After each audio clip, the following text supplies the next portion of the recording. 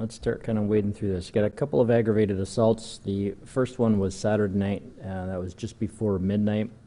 We had a guy was sleeping inside an apartment in the 500 block of South Kiwanis Avenue, and he said there were several people, 5 or 6 is initially what he thought, but guys that came into the apartment and they started punching him and kicking him.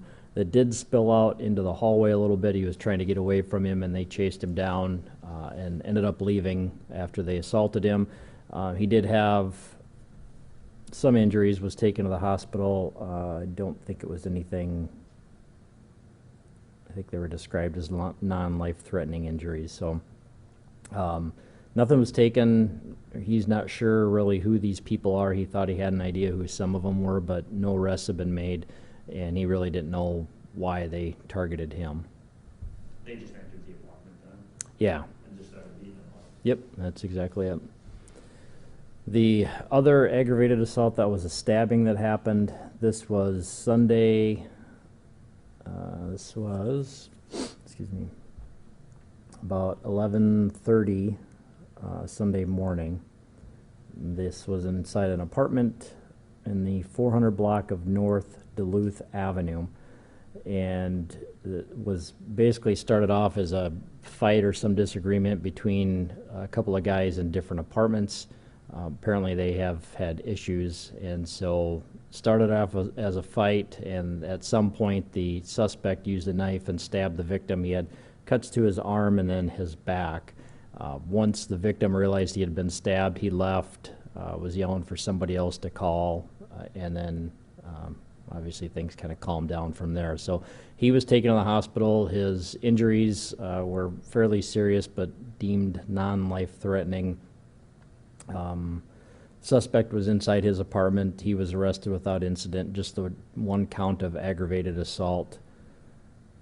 And that one didn't really say why this happened. I think these two guys have just had some issues and problems in the past, and things kind of came to a head, and the fight turned into a stabbing. So the victim in that case is 30, and the suspect, his last name is Ramos, R-A-M-O-S. First is Fabian, F-A-B-I-A-N. Middle is Kevin Alexander, K-E-V-I-N-A-L-E-X-A-N-D-E-R. And he's 27 from Sioux Falls. You know how deep the cuts were at all? Let me see if it said.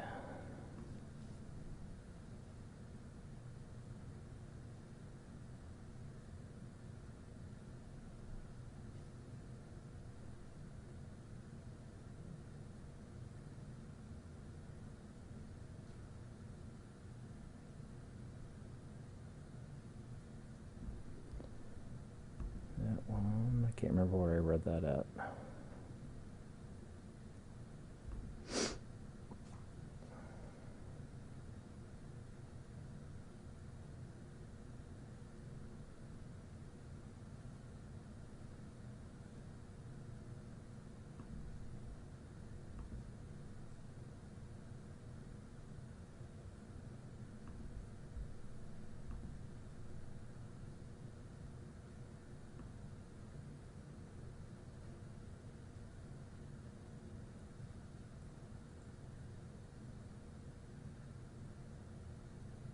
Yeah, it just says that he was cut.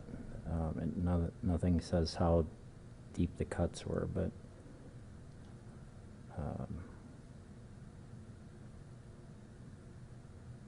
yeah, it's Serious enough that he had to go to the hospital? yeah, he had to go to the hospital. Yep, and yeah, it doesn't really say. It's obviously serious enough where he had to go to the hospital and get some immediate medical treatment. Do you know if it was like a kitchen knife or something? Or It said a folding knife, but it doesn't give any other description than that. that was the 400 block of North Duluth Avenue? That was the 400 block of North Duluth Avenue. Yep. 11:30 that Sunday? Sunday morning. Yep. The last aggravated assault was a domestic strangulation case. The arson that was this morning, I'm sorry, Sunday morning. And, no, yeah. Oh, I got these all mixed up. Sunday morning. That was about 4 a.m. That was a car fire. The car was found, somebody had saw the car on fire. This was in the 1500 block of South Rock Creek Drive.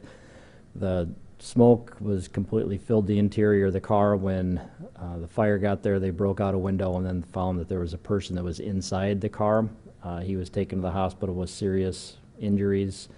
No really reason what happened with the car, how the fire started, why he was inside of that. So we're still working on that, but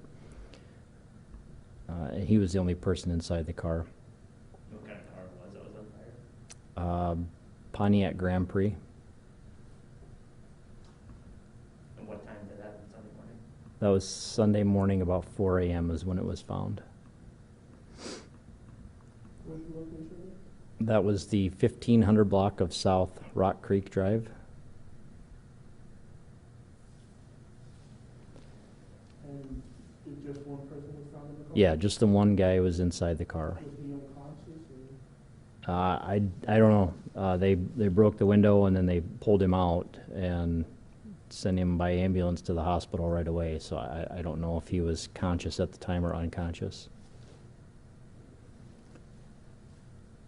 The assaults in the log, those are domestics. The burglaries, most of those are apartments that were entered. And then we did have one storage unit, but nothing big was taken. The disorderlies, kind of a little bit of everything. There's a lot of trespassing, some threats, a couple people fighting, but nothing real serious. The family disputes ended up being all reports. The forgeries, same thing there. We had a fake 100 that was passed, a few ID thefts, some mail that was taken. Larcenies, I didn't have a chance to get to those. Didn't hear of anything big. Same thing with narcotics. The robbery, that was a person that was punched and had his wallet taken. Sounds like he knows who the suspect was in that case, but we haven't found the suspect. No serious injuries there. The sex offenses, we had a few sex offenders that didn't change their address. The others are just reports, no arrests that were made. Nothing big from the simple assaults. Quite a few domestics in there as well. The unattended death, nothing suspicious on those. Vandalisms, we had cars basically that were damaged. There was one business that had some damage to the inside, but almost everything was cars that were damaged. A lot of broken windows, but nothing concentrated in one area. And then the only other thing, and we're just starting to get some reports of this, but there were at least 3 different cars that we know of that had windows broken out and wallets or purses taken from them. I guess the big thing is these were parked outside of fitness places in the southwest part of Sioux Falls. So we saw this a while ago. It's not a regular occurrence, but it's kind of an easy target. So when people are working out in the morning, they tend to leave their valuables inside the car. The nice thing was they remember to lock the car, but it doesn't take much to break a window, and then thieves have access to whatever belongings. So I guess the couple of different things, but if people were victimized, we wanted to call police and make a report on that. A lot of these fitness places have surveillance cameras, so hopefully we might be able to tie something and find the suspects on that. But the bigger thing is, it's great that people lock their cars, but please don't leave valuables inside of them. It's just too easy for somebody to break a window. It takes just a matter of seconds. They reach inside, they grab it, and they're gone. So sounds like we may have a little bit of information to follow up on, but we just kind of wanted to get this out there and let people make sure that they're aware of that, especially if they're working out or at daycare, dropping off. Make sure that you don't leave valuables behind, because those places tend to be a quick target for somebody. What time were these incidents happening? I don't have, it was just early this morning, so I don't have the exact times on that or locations, but it was southwest Sioux Falls. Just different fitness? Yeah, it was, I think, a couple of different ones. And it all happened this morning? morning? Just the one, yeah, just the reports that we had in were just this morning, so I don't even think they made it onto the log, to be honest, they, that soon.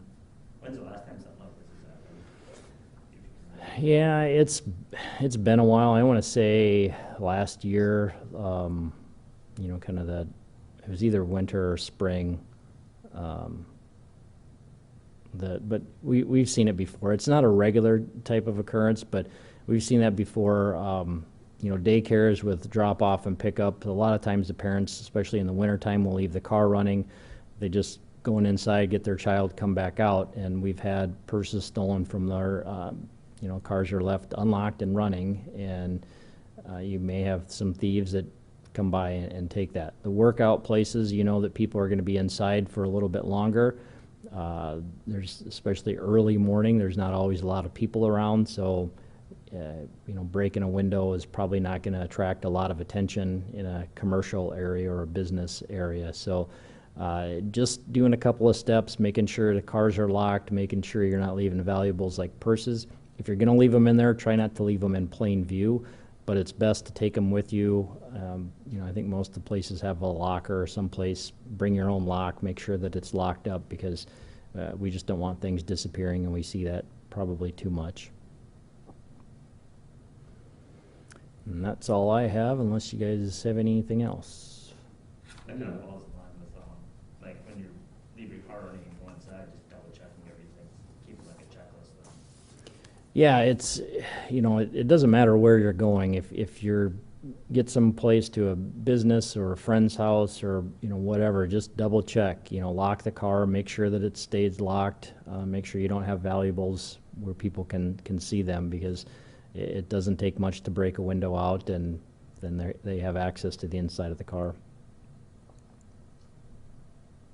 Any update on the unintended death that last week on North 29th? No, that'll probably be a few weeks yet. They have to get a toxicology, wait for that to come back, and that typically takes about 6 to 8 weeks. The autopsy was completed, and there wasn't anything obvious that they found, so they just need to wait for that toxicology report. So I'll keep checking on that. As soon as we get that back, I'll let everybody know. Anything else? All right, thank you.